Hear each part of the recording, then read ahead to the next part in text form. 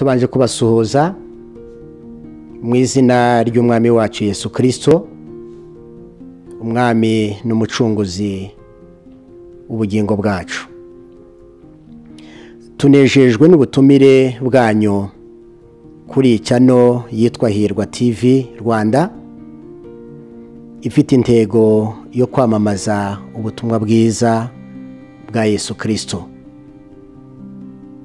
Nge nitwa MUPENDA Aroni, nkaba ndi umushumba mukuru w'itorero ry'ivugabutumwa ry'ishuti mu Rwanda, rifite icyicaro mu Kagarama haruguru ya Kicukiro Centre. Reka rero dufate umwanya wo gusenga Imana kugira ngo tuganire ijambo ry'Imana. Mana, turagushima kandi turaguhimbaje, tunejejwe n'uyu munsi mwiza, umunsi w'umunezero, umunsi tugiye kuvuga ibyawe tubisangira n'abantu batandukanye hirya no hino, kuko ijambo ryawe ni umutsima wavuye mu ijuru waje guhesha abari mu isi ubugingo. Urakoze yuko ubana natwe kandi uha umugisha n'ababyumva kugira ngo bibamarire, bigire icyo bibamarira mu buzima bwabo. Tubyambaje mu izina rya Yesu, amen. Murakoze cyane nshuti z'umusaraba, twishimiye kubana namwe no gusangira namwe ijambo ry'Imana dusanga mu rwandiko Paulo yandikiye abikorosayi, ni igice cya mbere n'umurongo wa 28.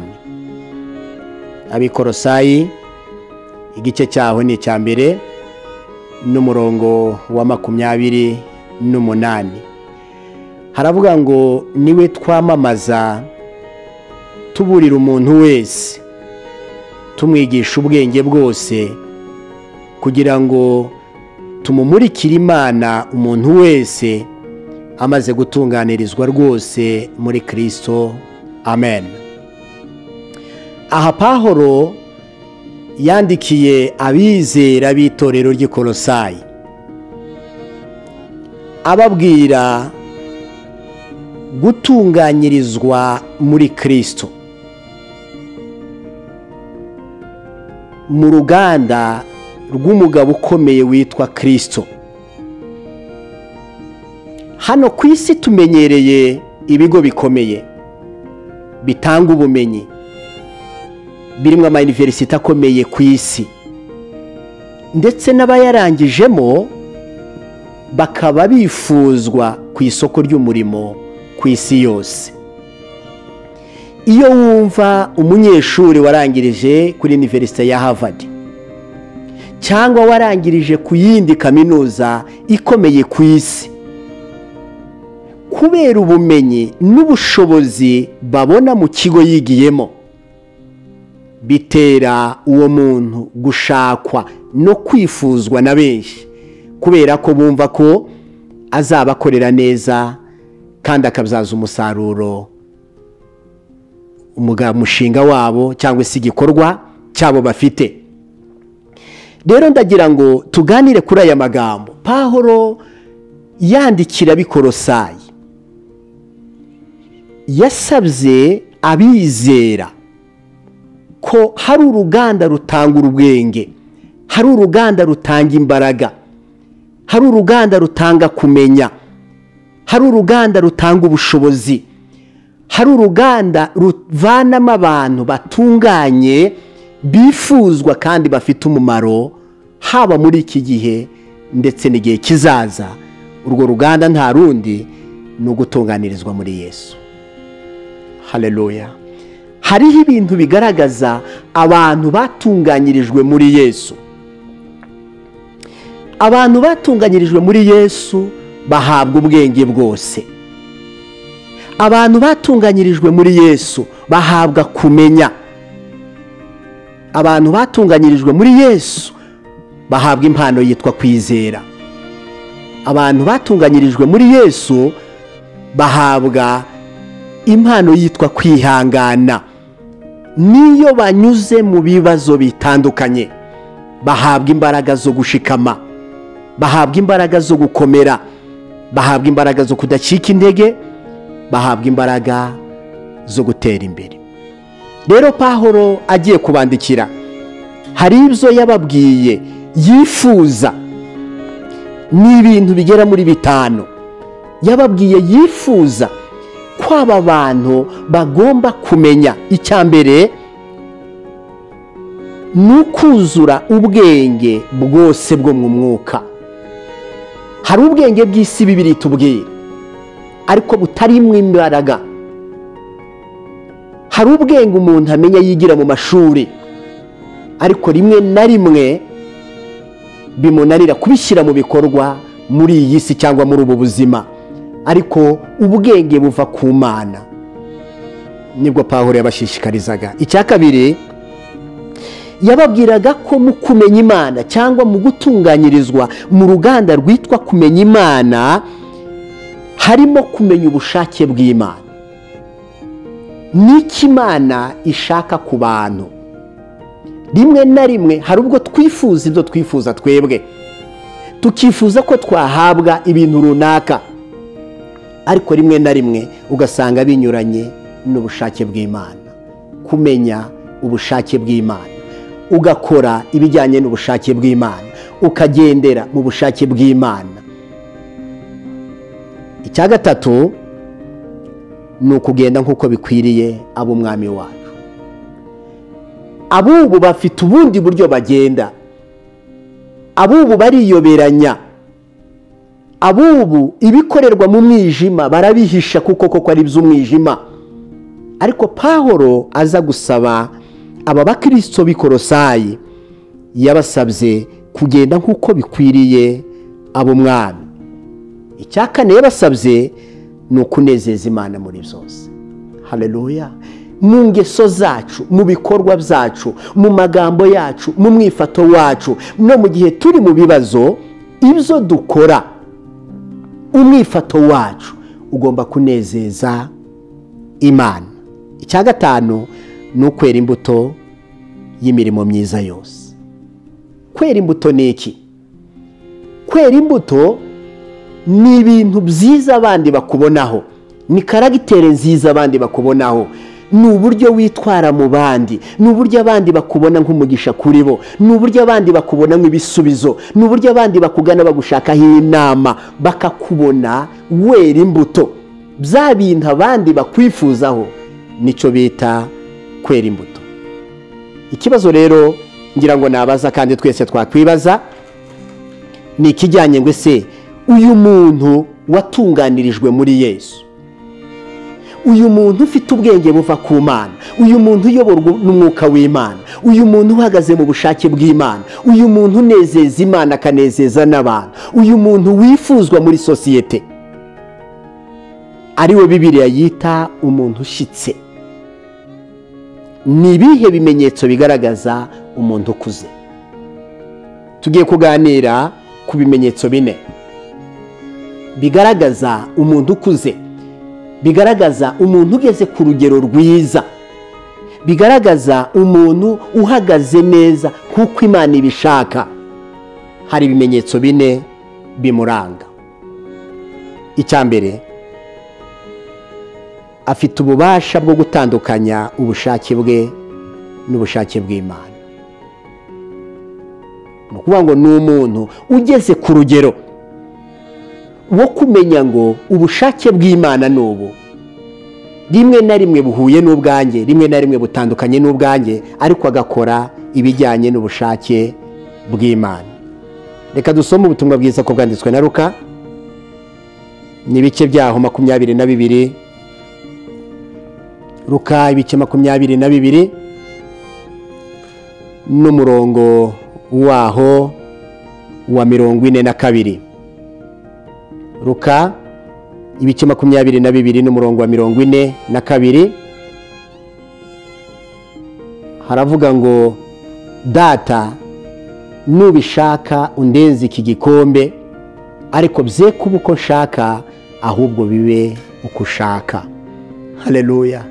Aha ni Yesu igihe yari ageze imbere y'igitero kije kumufata.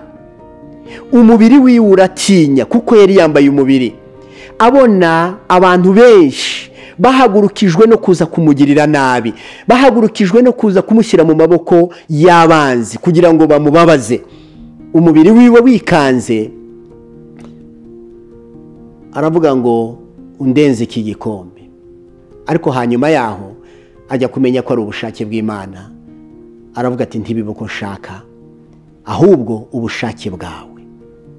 Rimwe na rimwe iyo tutazi ubushake bw'Imana, hari ubwo twirwanirira. Rimwe na rimwe iyo tutazi ubushake bw'Imana, hari ubwo dukoreshwa na kamere y'umubiri. Rimwe na rimwe iyo tutazi ubushake bw'Imana, hari ubwo dukora ibinyuranye n'iby'Imana ishaka. Rero iyo umuntu akuze, Imana bwa bwenge yaduhaye wa mwuka wera tuyobora, uduha kumenya ubushake bw'Imana.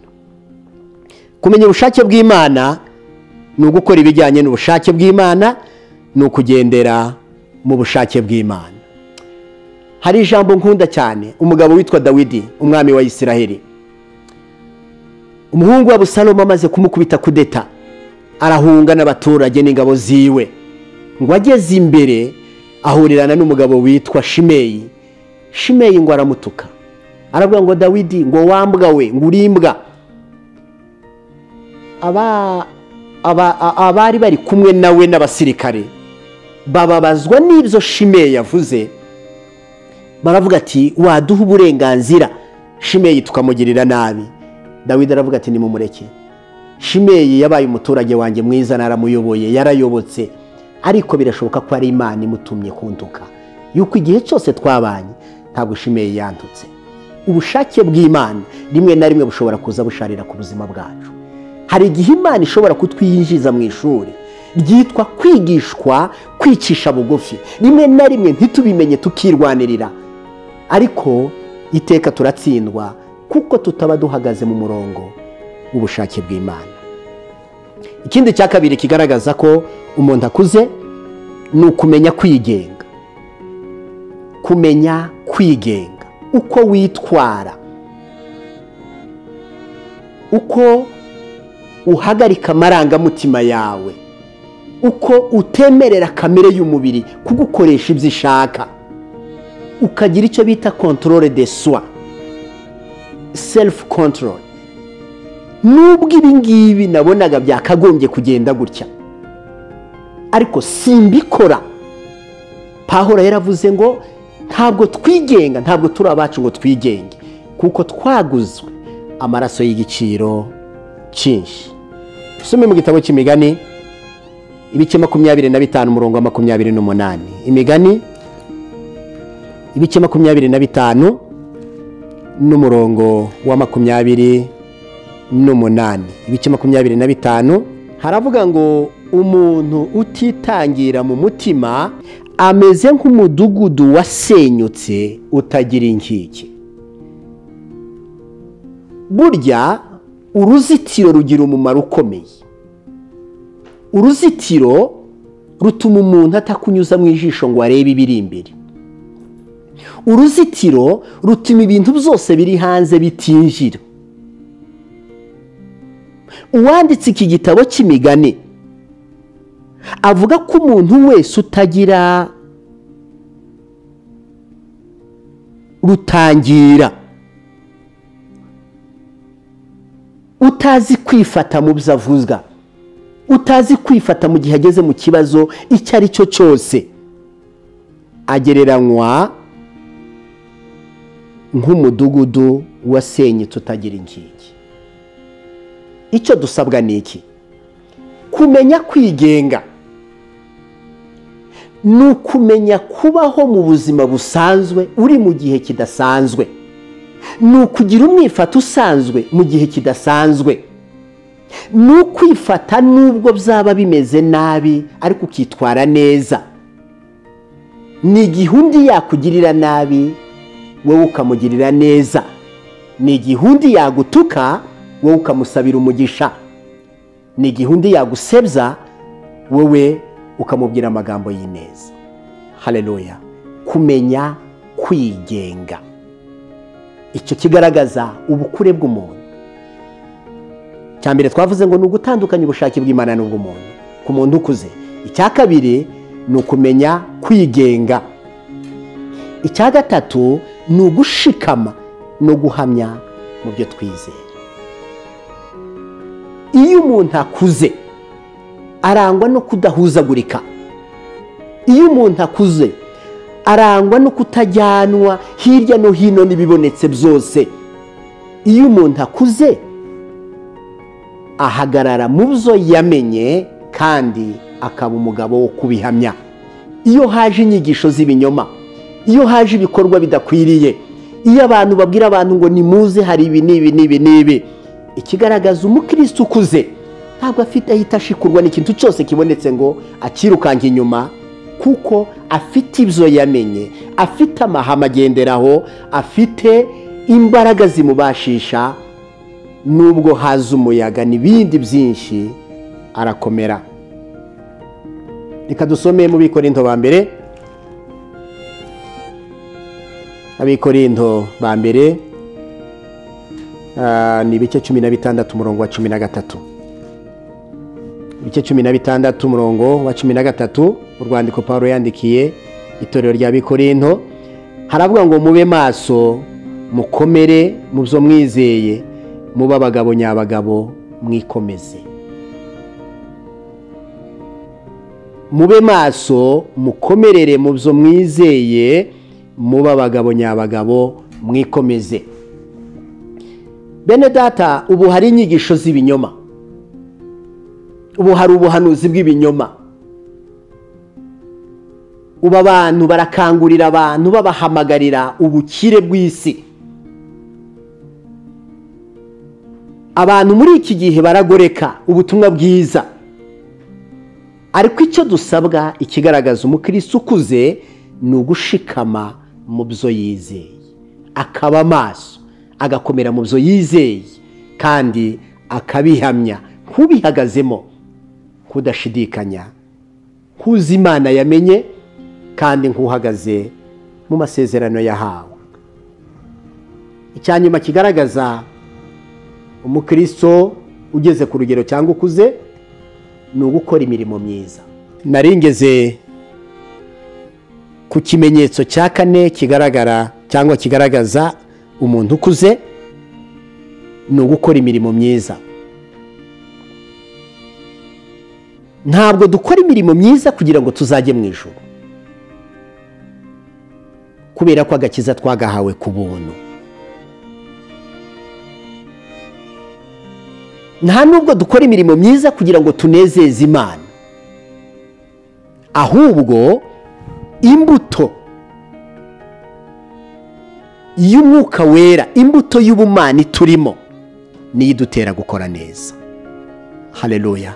Pawulo aravuga ngo sinjye uriho, ahubwo ni Kristo uri muri nge. Ni ukuvuga ngo gukora imirimo myiza siyo badutorera mu nsengero, gukora imirimo myiza siyo abantu baduhamagarira gukora, ahubwo gukora imirimo myiza ni imbaraga y'ubumana iri muri twebwe idukoresha iyo mirimo.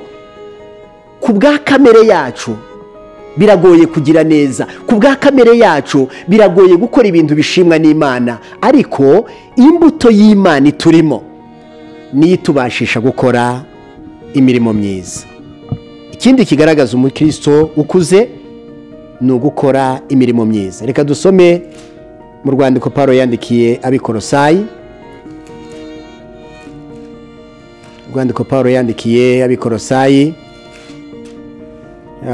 ni igice cya mbere n'umurongo wa 9. Igice cya mbere n'umurongo wa 9 haravuga ngo nicyo gituma tudasiba kubasabira uhereye igihe twabyumviye, twifuza ko mwuzuzwa ubwenge bwose bw'ubumwuka no kumenya kose, ngo mumenye neza iby'Imana ishaka, mugende nk'uko bikwiriye ab'umwami wacu, mumunezeza muri byose, mwera imbuto z'imirimo yose, kandi mwunguka kumenya Imana. Mwera imbuto z'imirimo yose. Iyo umuntu ageze ku rugero rushitse, abashishwa gukora imirimo myiza. Ntabwo ahatirwa gusenga, ntabwo ahatirwa guterana, ntabwo ahatirwa kwitangira abandi, ntabwo ahatirwa gusura abandi, ntabwo ahatirwa gufasha abandi, ntabwo ahatirwa kwiyiriza, ntabwo ahatirwa kuza mu iteraniro, ntabwo ahatirwa gutanga icya 10 n'amaturo, ntabwo ahatirwa mu bwami bw'Imana, kuko imbaraga imurimo ntabwo imwemerera gutuza, imukangurira gukorera Imana. Bene data, ngira ngo ndatinze, n'iri jambo nifuje ko tuganira rigizwe no gutunganyirizwa muri Kristo, ukaba uri produit yatunganyirijwe mu ruganda rwitwa Yesu Kristo, ukavamo uri umuntu mwiza, uri umukozi mwiza, ushimwa n'Imana, ushimwa n'abantu, ugaragazwa na biriya bimenyetso bigaragaza umuntu ukuze, ububasha bwo gutandukanya ubushake bw'Imana ndetse n'ubushake bwacu, kandi tukamenya kwigenga mu buzima bwacu. Icya gatatu, tugashikama ndetse tukanahamya ibyo twizera. Icya kane, tugakora imirimo myiza yo mu bwami. Murakoze, Imana ibahe umugisha kandi Imana ibagire neza. Turakwifuriza kuba watunganyirijwe muri Yesu, kandi uwo ntavunana, uwo ntagorana, uwo aroroha, uwo yikisha bugufi, uwo nta nubwo yikakaza, ubwo ntabwo yikuza, uwo akishwa bugufi, kuko icubahiro n'ikuzo bigomba guhabwa Imana yo mu ijuru. Reka dusenga Imana. Mana, turagushima kandi turaguhimbaje kubw'uyu mwanya. Turagushimira iri jambo ryiza ritwereka ko twatunganyirijwe muri Kristo, turi produit, turi umusaruro uva mu gukorerwa, mu gutunganyirizwa muri Yesu, aho duhabwa ubwenge, aho duhabwa imbaraga, aho duhabwa ubushobozi bwo kunesha ibigeragezo, aho duhabwa imbaraga zo kugukorera, aho duhabwa imbaraga zo gutanga ubuhamya ndetse no gushikama mu byo twizeye. Sabiye buri wese wumvira ijambo kugira ngo umwambike imbaraga, umukomeze, kandi nyakubahwa ibyo washyize muri we abigaragarize mu bikorwa, abigaragarize hirya no hino, avuga Yesu ugira neza, avuga Yesu ukiza, avuga Yesu utanga amahoro, avuga Yesu uruhura. Tubizambaje mu izina rya Yesu. Amen.